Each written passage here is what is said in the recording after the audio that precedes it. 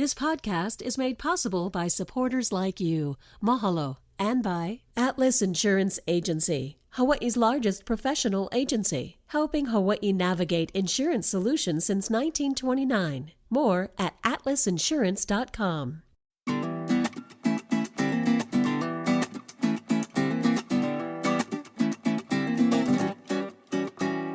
Aloha mai kako. Welcome to a new episode of What School You Went. Start every conversation with that question. I'm Ron Mizutani, and today we're talking story with, I swear, one of the busiest and happiest guys I know in all of Hawaii. You can find him on the radio.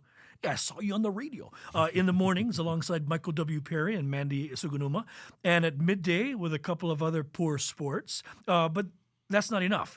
At night, he changes his bibbities. Yeah. You do. Yeah, sure. And joins the Spectrum OC16 sports team. I am pleased to welcome Jimmy Bender to PBS Hawaii. Thanks for having me. Jimmy, so good to see you again. Welcome to What School You Went. What a great show. Yeah, Love it's this. a great show. Well, since I asked, what school you went? Kalaheo. Kalaheo. Mustangs, baby. Class of Mustangs. 87. 87. Yeah. Who was the athletes back then besides you? Well, so for my class, actually, kind of rare for a small school like Kalaheo, we had Siupeli Malamala, That's who ended right. up going pro, played went to- 13 years with the Jets, got the full ride to Washington. So that was like a big deal at our graduation. Right on. Right on. And then what? And then what? No, hey, you know what? I just saw Yeah. your football team lit up this past weekend, yeah? Well, the offense didn't do a thing. Yeah. Right, and so that's kind of the thing for us as Bears fans was like, what's Caleb Williams going to do? Right. Nothing. Right.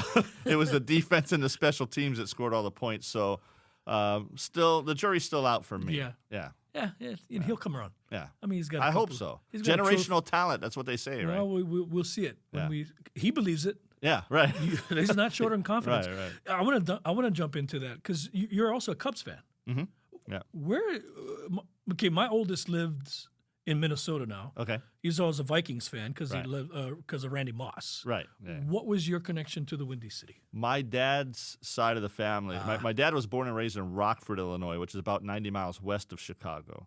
So he was born and raised Cubs and Bears, put that on us. Right. I've put that on my boys as Of well. course. So, it's in the bloodline, man. And it's so cool, even when I started doing genealogy stuff, to see that some of my grandma's side actually from Chicago in the city. So there's a lot of connections there. Oh wow, you had some heartaches obviously with the Cubs through the years, but hey, they pulled through. Right, and Eventually. I like to say that if you're a Cubs or a Bears fan, a lifer, Cubs and Bears fan, those are the most loyal people you will meet in your life because to stick with the teams like those True story. for all the years. True right, story. So, yeah. Rick Hamada, Another Cubs and Another, Bears fan. Chicago Yeah, fan. absolutely. That's about only two guys I know who like the Cubbies. No, I love watching baseball at Wrigley. One of the most beautiful, of course, one of the most iconic venues Yeah, ever. When there's the Babe, nothing like it. When the Babe pointed out to center field. Yeah. I heard that jersey just got sold for some ridiculous amount of money. Was it 12 million? Yeah, it was millions of dollars. It's crazy. For a jersey. Yeah. Yeah, that's insane. You know all those baseball cards that we had as kids that I used to play knockdown and cover with? I say that all the time. Like, It I drives had a me box nuts. of cards, and I'm just wondering. Mom Yeah. threw it away, Yeah, like always. of course. I'm wondering how much was in there because mine's would have been from like the 80s. I would have had like George Brett stuff because we lived in Kansas City before we moved here, so I had a lot of Royal stuff. George Brett, Willie Wilson, Frank White, Hal McRae. I had all of that stuff. Wow. Right? Yeah, Yeah, gone. gone, All gone. Nothing underneath that bed anymore except that's for another story. Yeah. Hey, okay. Hey, let's go back in time a little bit. You have evolved, my friend. You're kind of like Madonna to me. You keep reinventing yourself, and that's a good thing Yeah, because this business can be a grind, right. right? And you've been through the highs and the lows. Mm-hmm. Tell me about your journey. What brought you here? Obviously, your family brought you here. Mm-hmm. But what made you decide, you know what? I've got some gift here of gab. And you truly do, brother. I have immense respect for your career. Thank you. But what took you down that road? Actually, voice impressions is what got me started in radio. funny stories. When I was in high school, I used to call Michael Q. Sang. Remember him? Of course. I would call his radio show and do voice impressions just for fun. It was fun for me. But I never thought of radio as anything I would do. But what happened is, out of high school, Dad said, you got to get a job. Typical military dad, right? You get a job or you're out of the house. So my friend got me a job downtown at a Hallmark store in Davies Pacific. Well, I-94 happened to be in the building. So I started meeting some of the DJs, doing voice impressions for them, and they're like, come up and work with us. And that it just kind of went from there. So I just kind of stumbled into it, but it was something that I always loved doing. I'm a goofball. I'm a creative person, so it kind of worked out for me. It kind of worked out in a really, really great way. I mean, Yeah. here you are all these years later. Take us back to Michael Q. Sang, Blanche Dubois. I mean, the guy was a genius. Yeah. I mean, not everybody liked him. Right. I thought he was just an absolute genius, and what he did was really pioneering, forward stuff. And that's I grew up on that kind of radio. It was fun to listen to. Yes. And that's why I would call, because I felt like I want to be a part of this somehow. And so, at the time it was, the big one was, Billy Crystal had that Fernando character, right, on SNL. So I would call up, darling, you look marvelous. Michael, you are an incredible human being, a busy caballero. And he would put me on the radio. So it was just like, oh, wow. And then I ended up doing that at another radio station at some point. Funny. Yeah. Yeah, Michael Q. Sang. Hi, I'm Michael Q. Sang. Perhaps you've heard of me. Right. That was his Yeah. first when he first got here. Yeah. I remember that commercial. And he'd go around town, and people would say, "Who are you?" Yeah, right, right, Who's this right. goofball? But you know what? He turned it into a long and But it really is decorated amazing career. to me that I found out over the years how many people, they might listen to you for years and have no idea what you look like. right. Still to this day, I have people like, oh, that's you? You've got a face of radio. Yes, Well, yeah. exactly. That's not true. You're a handsome lad, and your wife keeps telling you that. Yeah, right. Run with it, bro. So today you are with, talk about icons, Michael W. Perry, and what a gift that is. Right. You've earned that gift, by the way. But to be side by side every morning with him and understand who he is, what he's accomplished. I mean, that's Kamasami Kong stuff right there. It is. And I always tell people now that, when I first got here in 85 and I was listening to Michael Q. Sang, that's what I listened to, but my dad listened to Perry and Price. And I would be like, oh, who are these old guys on the radio? Because I'm a teenager, right? But now I realize, I mean, that's how far back they go and the history that Mike and Larry had. And then to be able to be a part of this is just incredible. I bet. Yeah. I bet. He's the ultimate professional, and working with him is just a completely different level from anything else I've ever done. And you know what? He commands that respect. I wouldn't say he demands it, but boy, you know where you are with him, and for what he's accomplished in his world, life, and the contributions that he has had to our community, and just immeasurable. Never going to be duplicated. Yeah. I mean, Hawaiian Moving Company, all the stuff that he did back All in the of day that, with KGMB, one of the good things. But you were the Geek for many years. Jimmy the Geek. I still am. Still am. Yeah. I was surprised. Mike was the one, when I came on to KSSK, the GM at the radio station at the time had said to Mike, do you really want him using Jimmy the Geek on KSSK? And Mike was the one who said, that's his name. That's what people know him as. Why are you going to take that away now? So I appreciated that he stuck up for me like that. But yeah, still all these years, it just stuck. It's a brand. Yeah. It really has, and you've developed into a brand. I mean, and you've taken that brand and evolved. I mean, Jimmy, I remember you from back in the day. I mean, you and I are not that. We're not that old, but with the Three Local Boys and all this, you guys were like cutting edge stuff too, way, way, way ahead of your time. Yeah. Those are cool years for you, I bet. Oh, it was a lot of fun. Yeah. And those years at I-94 especially, my parents having left, being on my own, having these new brothers, in Lanai and Alanota and Ryan, it was the best. Yeah. It was so much fun. And again, radio at the time, just getting to do whatever we wanted to do, basically. Pretty much. I mean, that's how Three Local Boys started, was we were doing little raps over the intros of songs, which, in this day and age, no radio boss would They're let not you gonna do touch that. it. They'd be like, "What are you trying to do?" Yeah. But back then we could get away with it, and it grew into something. Yeah. So, I'm so hungry. oh, me so hungry. I'm so hungry. Of course, from the Two Live Crew, and then Yeah. I won't even say the name of that tune now. But, The original tune, yeah. the original, and Yeah, I'm a Filipino. Right. That was a big Right. one too. yeah. Today, maybe not so embraced.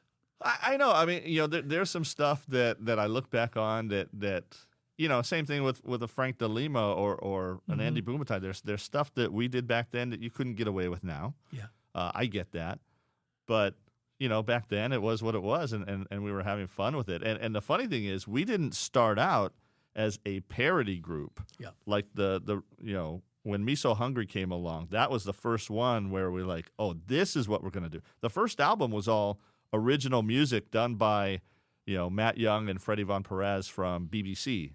Right, they made the beats and we did original songs, about the same topics, spam and whatever, but it was original stuff. And then when we did Me So Hungry, it was like the parodies. That's where to go. And that's where you folks found what resonated at the time with community and Rice Baby. Rice Baby. Yeah.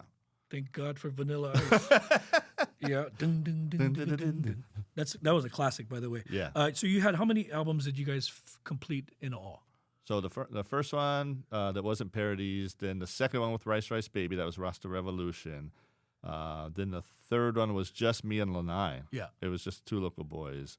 And that was the only three that I was on. And then I think Lanai and Augie did one more afterwards. Yeah. Yeah, we had Lanai in here. We have Lanai in here all the time. All the time, right? Yeah, he has a I was parking looking at all space your here. episodes. I was like, he's on here a lot. Yeah, he's on here a lot, and because maybe Augie came a couple times and no showed once. So Lanai, you can come. I'll be right there. Yeah. He's a good friend too, and well versed in many different topics. Oh, for sure.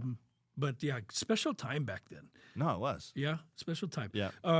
Your career has evolved though. I mean, radios can be brutal. Right. I mean, I know friends they're there today and tomorrow they're gone. Yeah. It's just the nature of it is. And I've been fired several times, and end up back in.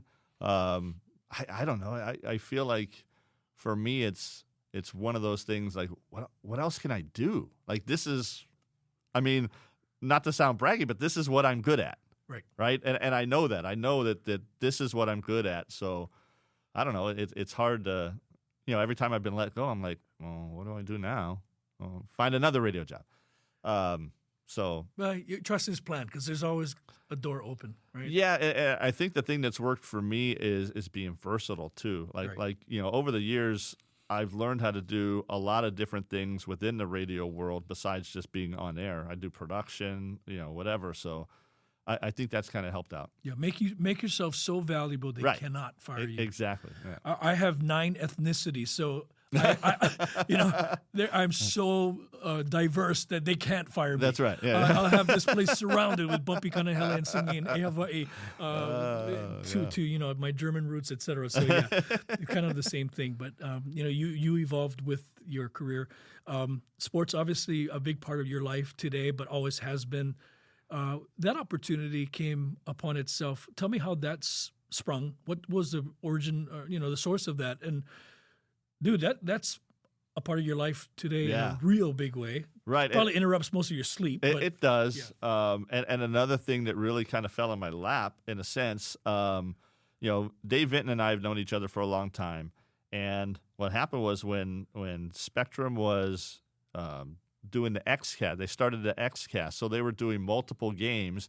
Jen Boniza at the time was the only sideline reporter, and so Dave's like, we need another sideline reporter. And so he had Jen reach out to me and say, would you be interested? I'm like, yeah, that sounds like fun. Like, go to games and talk about it? Okay.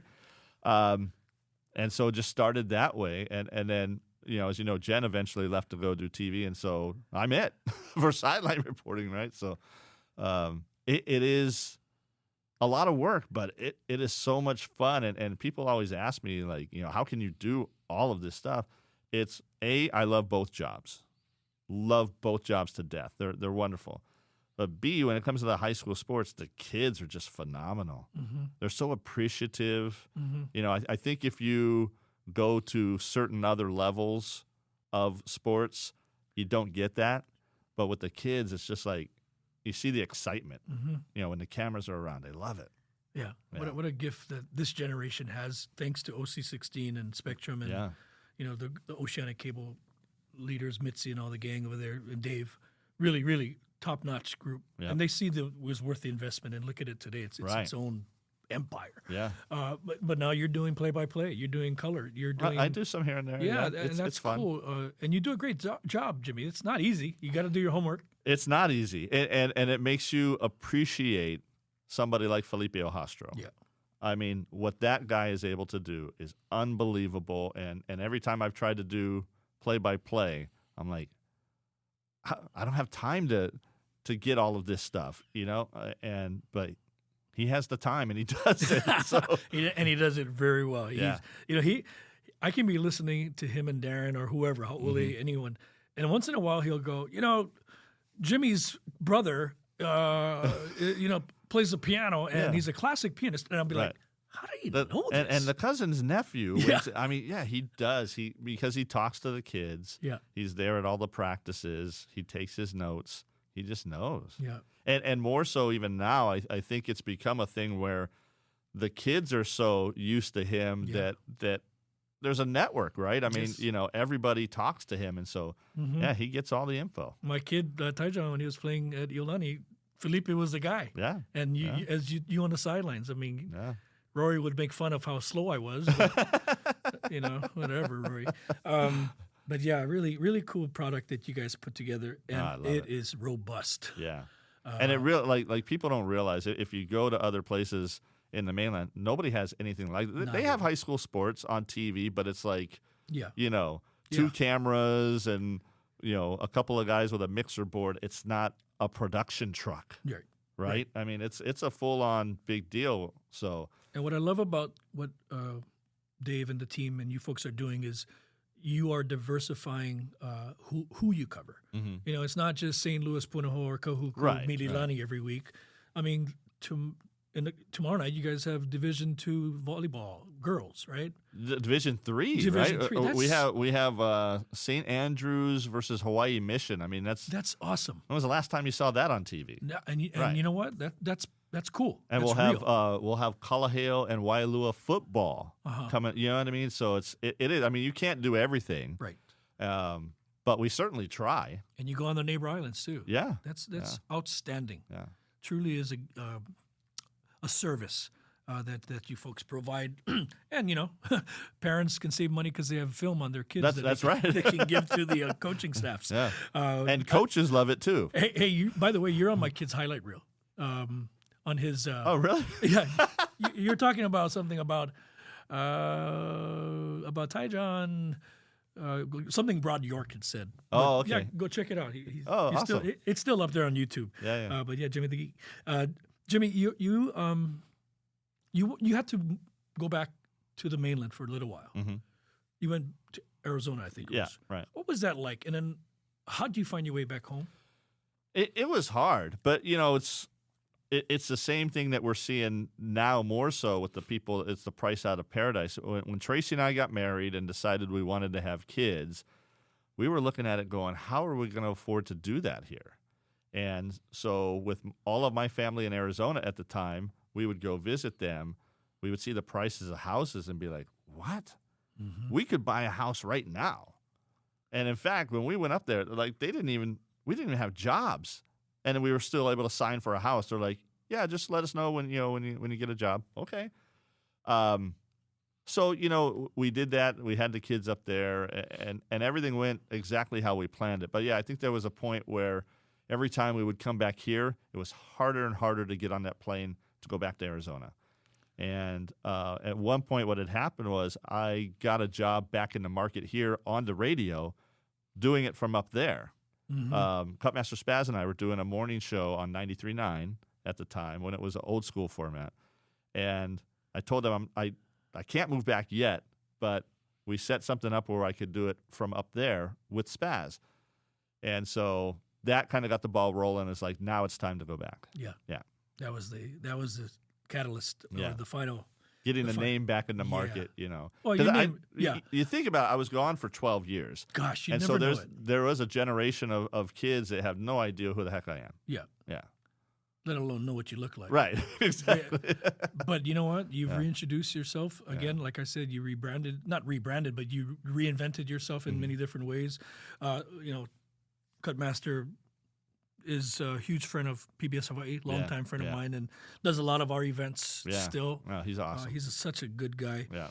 We had him on, by the way, you know, on this podcast, because we're talking about his life and his career, his journey. Fascinating story, you know, and then the whole, you know, politically correct conversation about even the word spaz.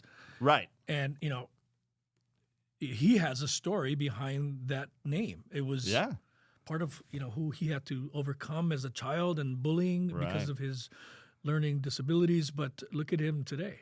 No, and you know, you talk about hard workers too. I mean, somebody like Spaz, you know, even Billy V. Like there's so many in this business that really work their tails off. You know, I don't like to, you know, take any kind of credit for that type of thing, but you know, Spaz is a dude that I've known since '89, I think, when we first met, and just been best buddies since then. Good brother. Yeah, good people, good heart, great heart actually, and always looking at ways to serve the community. Kind of like when we had Augie here. I'm not name dropping, but when he finally came, you know, we had him. We were talking about him being a public servant. Because many years before, I was a guest on their radio program, and in a commercial break, he told me, I'm gonna run for office, just like that. That was my best Augie impersonation. And I'm like, well, you're a clown, but you know what? He wasn't, because he had the right heart. Yeah. And today, he's not a politician. He won't even call himself that. He is a public servant. Yeah. I look at you the same way. Oh, I could never do. Not as a politician, but you're a public servant. You provide that to our community. I see it that way. I've always felt like, you know, for me it's never about me and trying to get what I can for me. I've always been, what can I do for others? And then I married somebody who's even way better at that than I am. My wife Tracy, who works for Special Olympics and has since we moved back 12 years ago. So that's why I fell in love with her. Her heart. Like, seriously, like when I saw the stuff she did for others, I was like, yeah, I get it. And now to see what she does is just incredible. I'm so happy. I love when you talk about her too on your morning gig. Yeah. Especially when it comes to stuff that you do for her. It's very it just keeps you real, you know? I mean, you've always been a real guy, but the chemistry that you have with Michael W. Perry, Sweetie, when she's there also, and Mandy now, it's beautiful. It's beautiful in the morning. Oh, it's awesome. Mandy is phenomenal, and just has made it so much easier for me now. Like, you know, I'm doing the show now sometimes when Mike's gone by myself. You know, that's hard to do, trying to run everything, but you know, she's got everything so locked down on her side that I'm like, okay, I can do this. No, you guys have beautiful chemistry. I mean, talk about. I mean, I had to walk into Leslie Wilcox slippers here. Yeah. You had to step into some big shoes. Right. When Coach retired. Yeah. Because of the iconic brand that Perry and Price will always be. Yeah. Not that you're replacing Coach. No, not at all. Not at all. Because he is a legend in himself and the legacy left behind. But there's some big shoes that you have to fill. Yeah. Yeah. Yeah. Pressure? Sure. Well, and even just pressure, you know, trying to run the show for Mike, knowing the history of this show and what it's been, you know, I'm like, I don't want to make any mistakes here. You know, you don't want to be that guy. I don't want to be that guy. So yeah, there was a lot of pressure, but you know, I think Jamie Hyatt, our boss, is the one who decided we're going to move you over here and you're going to be Mike's producer now that Coach is gone. But Jamie had the vision already of, he knew I've done my own morning shows before, that I could jump in with Mike and be another voice. And kudos to Jamie for even seeing that, because to be honest with you, I was like, what do you mean I'm going to be a producer? Yeah. Like, I've been doing my own shows with you know, but no, he was spot on. Yeah. It is a great team, and I love being a part of it. You guys are a great team. You really, really are. Not because you're sitting across me. I listen to you guys every morning. My wife does. Oh, thank you. We're big fans. And nothing to do with Sweetie and my wife cheered together at St. Louis. Oh, well. But one more thing I wanted to share with those listening today about you is your schedule is so demanding, especially during high school sports season, like right now. Yeah. Yet you do it. I don't ever hear you grumbling. I mean, we talk about, I didn't sleep last night. I mean, I did the morning show for 8 years. It messes up your life. Right. But you're there with a smile on your face at OC16. I mean, you shared a Thursday that you recently had that most people would be like zombie, Right. let alone the next morning going to work. Yeah. But you do it with a smile and you do it with the right heart. Where does that come from? Well, like I said earlier, it's loving both jobs. I think if I didn't love both jobs, it would be really hard. But the fact that when I wake up at 3 a.m, I know where I'm going and I know what I'm going to be doing and talking about, and I love that. And then when I, come home, get ready, and then head out to, I don't know, Kapolei for volleyball. Right. Change your bibbities. Yeah, change my bibbities and go to Hawaiʻi for football, wherever. I know what I'm going to be doing, and I know I'm going to be loving it. So that really helps. Yeah. Yeah. I think if there was any negative thoughts in my head about it, it would be really difficult. Because like you said, that last Thursday, it was the morning show, then the Poor Sports show, 2-hour kickoff for NFL football, then Kapolei volleyball that went 5 sets, and I got home at 11 o'clock at night. So and then wake up the next and morning. then wake up the next morning at 3. Yeah. That's a grind. It takes discipline too, especially if you're going to Giovanni's and knowing that you have to go call volleyball. I told the boys, I said, I'm going to a high school volleyball match. Yes. I can't have any alcohol. I just can't do it. Yeah. The other discipline that it takes, I was just talking with Mandy about this the other day she's like, do you snooze? I'm like, I can't afford it because there's trouble there. Like I've forced myself, when the alarm goes off, you're up, you go. Because if you start doing that, I'll give myself 5 more minutes. Oh man, that's trouble. That's trouble. I never did, honest to gosh, in my whole years I did the morning show, I'd actually wake up before the alarm. Yeah. I can almost hear the alarm. It was a sickness. Well, but still, it's a job that I love, like you said. Yeah. It was something that I enjoy. Jimmy, thank you so much for stopping by. Thanks for having me, man. Boy, I appreciate you making the time, honestly, because I know your schedule is just absolutely crazy right now that high school sports is back in, and I couldn't be happier. Sorry. Can I mention something this weekend? Is it time sensitive? It is pretty time sensitive, but go ahead. But because this weekend is the Kahuku Mater Dei football game. That's right. Mater Dei #1 in the nation. I mean, this is the stuff we live for.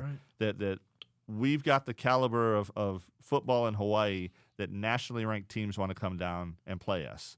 So looking forward to that. I do too. By the time this releases, though, we'll know who the outcome is. Yes. But the bottom line is we have a product that people, of course, love. Yeah. High school football is like #1 king. Yeah. But that's not the only focus. Right. You guys focus on a whole bunch of other things. Oh, by the way, you wake up at 3 o'clock in the morning and you make me smile on the way to work.